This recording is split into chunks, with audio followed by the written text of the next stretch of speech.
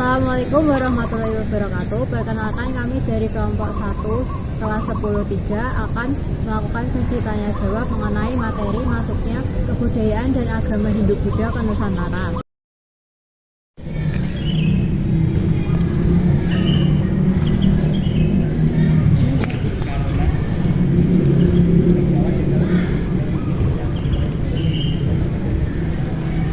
Jika Anda menjadi seorang pemimpin kerajaan di era Hindu-Buddha, kebijakan apa yang akan Anda terapkan untuk menjaga keberagaman agama di wilayah kekuasaan Anda?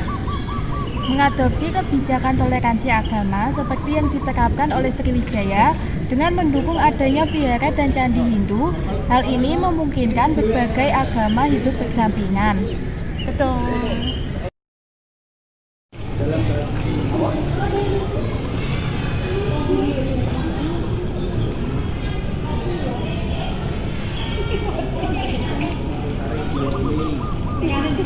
Apa dampak kehadiran agama Hindu-Buddha terhadap sistem ekonomi di Nusantara? Dijelaskan dengan contoh.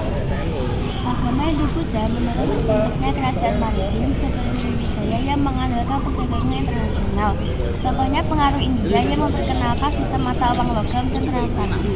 Ya, betul.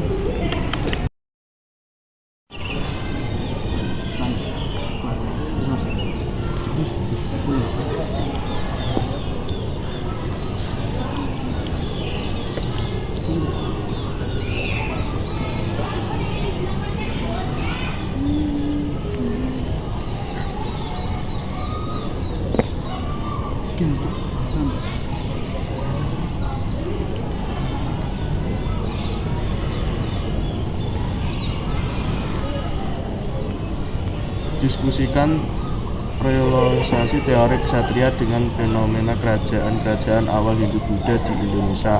Apakah ada bukti yang mendukung teori ini? Teori ksatria relevan karena bangsawan yang kalah perang di India mungkin mencari wilayah baru dan mendirikan kerajaan di Nusantara. Contohnya munculnya kerajaan bercorak Hindu-Buddha seperti Kutai dan Tarumanegara. Betul.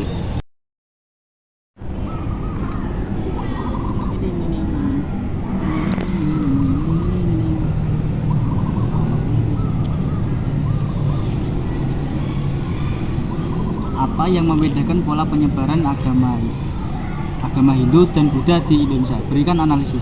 Agama Hindu menyebar melalui kaum bangsawan dan sistem kasta, sedangkan agama Buddha lebih inklusif dan diterima oleh berbagai lapisan masyarakat. Hal ini terlihat dari banyaknya situs Buddha yang tersebar di berbagai wilayah tanpa memperhatikan kasta. Oke, betul.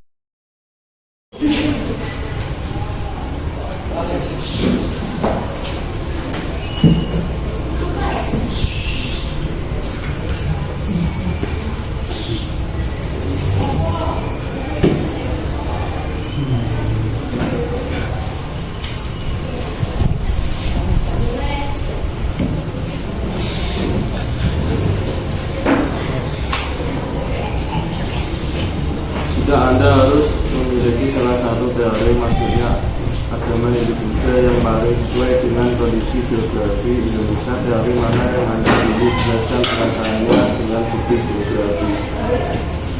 Teori dasar paling relevan karena Indonesia adalah negara maritim dengan jalur perdagangan strategis. Banyak pelabuhan kuno seperti Barus dan Kalangga menjadi pusat interaksi kebudayaan dan agama.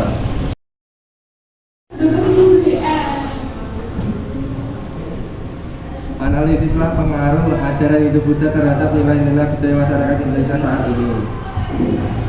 Nilai-nilai Hindu-Buddha seperti konsep karma, dharma, dan toleransi mengaruhi budaya masyarakat dalam tradisi Bali yang tetap lestari. Dalam kini atau penggunaan istilah dharma dalam konteks kewajiban sosial.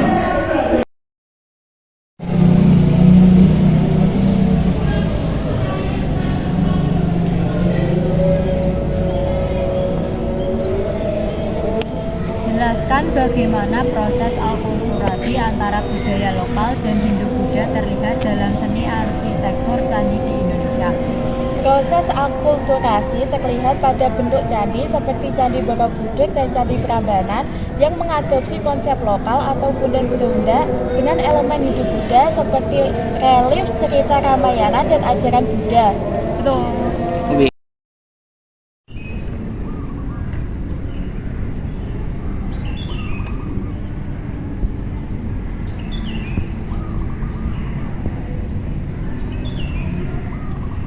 Teori mana yang paling sesuai dengan bukti arkeologis di Indonesia seperti prasasti dan candi? Jelaskan dengan contoh. Teori Brahmana lebih sesuai dengan bukti arkeologi seperti prasasti yang menggunakan bahasa Sanskerta dan rupa lawa yang hanya dikuasai oleh kaum Brahmana. Contohnya seperti prasasti Jumpa di Kutai. Ya, betul.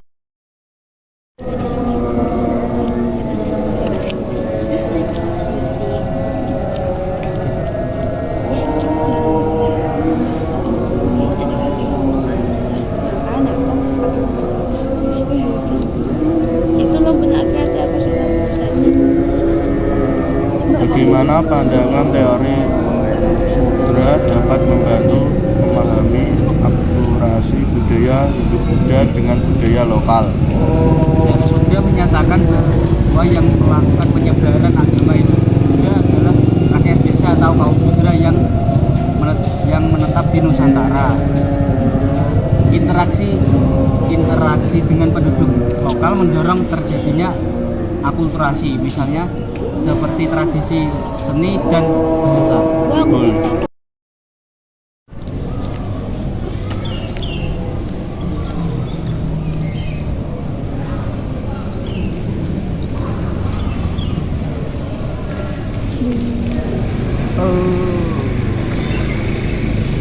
Menurut teori arus balik, masyarakat Nusantara memiliki peran aktif dalam penyebaran agama Hindu-Buddha. Bagaimana teori ini dapat dibuktikan? Teori arus balik menyatakan bahwa masyarakat Nusantara tidak hanya menerima, tetapi juga membawa kembali ajaran Hindu-Buddha ke India. Contohnya, adanya pelajar dari Nusantara yang belajar agama Buddha di Nalanda, India, seperti dalam catatan Ising.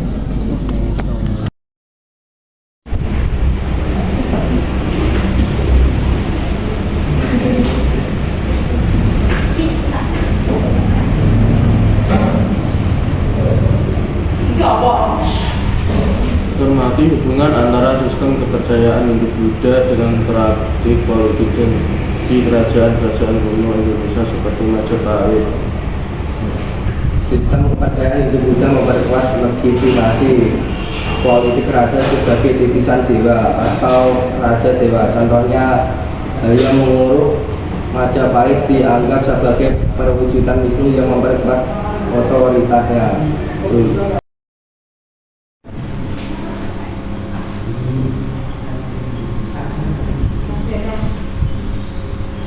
Diskusikan bagaimana teori masuknya agama Hindu-Buddha dapat membantu menjelaskan keunikan budaya lokal Indonesia seperti upacara keagamaan dan seni arsitektur. Teori Sudra dan Waisak menggunakan gagasan bahwa masyarakat lokal mengadaptasi elemen Hindu dan Buddha sehingga menghasilkan budaya unik seperti punden, berunduk dan bertransformasi menjadi candi dan upacara adat. Terima kasih. Wassalamualaikum warahmatullahi wabarakatuh.